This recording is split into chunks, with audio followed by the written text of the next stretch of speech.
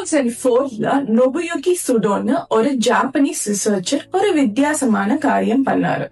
அவரு சில எலிகளை கம்ப்ளீட்லி ஸ்டீரைல் என்விரான்மெண்ட்ல வளர்த்தாரு. தட் இஸ் நோ பாக்டீரியா, ஒண்ணுமே இல்ல. இந்த எலிகள் ஜெர்ம் ஃப்ரீயா வளர்ந்துச்சு. அப்புறம் என்னாச்சுன்னா வேடிக்கை, இந்த எலிகள் கொஞ்சம் மென்டலா போயிடுச்சு. உடம்பு ரீதியா நோய் இல்ல, மென்டலி அன்ஸ்டேபிள். அவங்களுக்கு ரொம்ப ஆங்ஸைட்டி, இந்த சோஷியலைஸ் பண்ண முடியல, ஸ்ட்ரெஸ் ஹார்மோன் ஸ்கை ராக்கெட்ல ஆயிடுச்சு.